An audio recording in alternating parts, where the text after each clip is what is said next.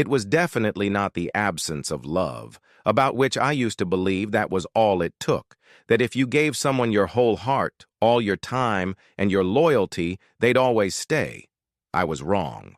Because love isn't always the winner. Sometimes it gets outbid.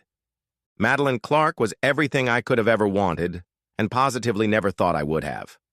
She showed up in her luxury convertible with a flat tire and an ice-to-fire persona at my father's auto shop. I was covered in oil and in a beat-up t-shirt, and I still remember how she initially pursed her nose until I made her laugh. It was that one laugh that made all the difference. The next day she went back, and again the one after that. Not for repairs, just to talk. We were drinking cups of coffee in the middle of the night, swapping secrets at dawn before I even realized it. We were together for 3 years. Against all odds, she was mine. Eli Hayes, the local boy from a small town with not-so-small dreams and an even bigger heart. We planned a life together, talked about opening a store in the city. She even helped me hash out drafts of the designs for Hayes Performance Customs, the high-end car shop I intended to own one day. She absolutely loved my ambition, so I thought. But love, under that set of privileges and expectations, also begins to wither. Her family hated me. They never outright said it, but they made their disdain obvious in their silence, in the way her father saw right through me at dinners, in the way her mother asked her in front of me if she was going through a rebellious phase. I never got beyond the gate to their mansion, just them and me, like receiving a package. Maddie would laugh and say she didn't care, give me a kiss on the cheek and whisper that she only wanted me. Then came Lucas Donovan. He was all that I was not, rich, famous, linked. She was presented to him by her father at a charity gala. I remember the first time I saw them in a paper together. My chest ached. She said it was nothing. Just formalities, politics. But suddenly, she was busier, distant. Her calls got shorter, her texts got later. "What going on?" I asked her. She needed to think, she said. One evening it was pouring rain, and she showed up soaked and trembling at the garage.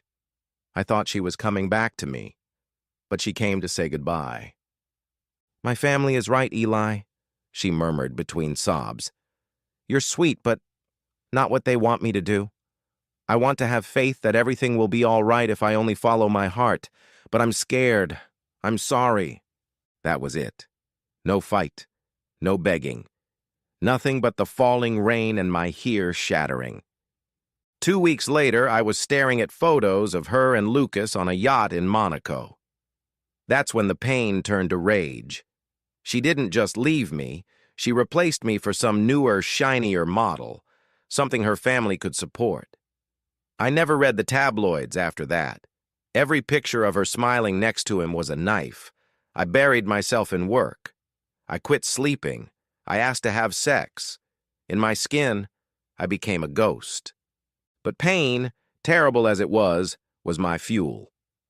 I worked every day, went to night class, automotive engineering, performance mods, electric systems, everything I could. What I had imagined as Hayes Performance Customs was more than a dream. It was a mission. I put in 16-hour days, saved every dollar, and 4 grueling years later, I opened my own shop. It wasn't much to look at, but it was mine. The clients, they did come, but not at first, and not fast. Then there were rumors. There was this guy who could make your ho-hum motor into a monster. Car magazines did stories on me. Then racing teams called. A friend joined Hayes at the company, which in less than 3 years developed locations in 2 cities, contracts with big names. I'd obtained everything I had ever wanted. Everything but her. And then one evening, in the city, at the tech gala where I delivered the keynote address, she was there. "Eli?" I turned and I hardly even recognized her. Madeline. Still lovely, but not the radiant creature in the tabloids. Her eyes were weary and her smile was worn thin. She shuffled over to me in a green dress, and I knew immediately it was that dress she used to wear when we went to the lake. The angry, trespassing part of my heart was pounding in my chest alongside something else I didn't like to think about. "You look amazing," she murmured. "You too," I replied, but not in the same way, not in the way I meant. We talked like strangers pretending to be old friends. Then I doubled back and asked the question I didn't actually want the answer to. "How's Lucas?" Her smile faltered. We're done. He cheated. A lot. I was told by my parent to ignore it. I couldn't." I didn't say anything. I didn't owe her comfort. But the more she talked, the more my ice-cold wall loosened and cracked a bit. She was not the same girl who walked away from me. Some design had gone into her as a flawed woman who made choices and now had to live with them. 2 days she showed up at my store. She jammed her body into a coat 2 sizes too large, but gripped a cup of coffee like it was the last remaining warmth in her small, cold world. "I'm not here to beg for anything," she added quickly.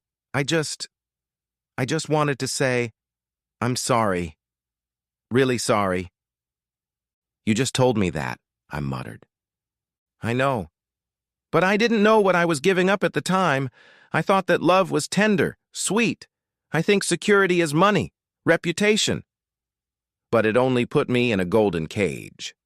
I missed you every day." We talked that night, and the next, and the one after. It started as a cautious friendship. I didn't let my guard down. I asked hard questions. She answered them all. We exchanged stories, and she recounted for me what went down with her parents when she left Lucas. How she'd lived in a small apartment, worked at an art store, become used to living without luxury. How she had kept a diary filled with letters to me, never sent. One day she gave me that journal. I read every page. I cried. I found someone who'd been broken by decisions she believed were right at the time. And I saw that someone who had never stopped loving me, though she buried it under 1,789 coats of arms and many millions of dollars. I had no clue what to do with all of that. So I said what I meant, that I still loved her. But I didn't know if I could rely on her. She didn't beg. She didn't make promises. "What I meant," she said, "is let me show you." And she did. I was able to benefit from local charity shows with her help. She supported my fledgling community programs, which introduced underprivileged children to an elementary level of automotive engineering. She showed up when I was ill. She listened when I vented. She didn't try to impress me. She wanted to be there, this time for real. After a year, we tried again, slowly, carefully. But when I reached for her hand again, I was home. Not because she was perfect, but because we both weren't. And this time, that was okay. Last fall, we cohabited. Her parents still won't speak to her, but she says she doesn't miss their voices. She missed mine. She just has this need to be near me and looks at me while I'm asleep, I say to him. When I ask her what she's doing, she just smiles and cups my face and whispers, "They said you'd never be enough. But you were too much all the time for them." There's no way of knowing from one second to the next what's going to occur. But this I do know. Love is not about money or connections.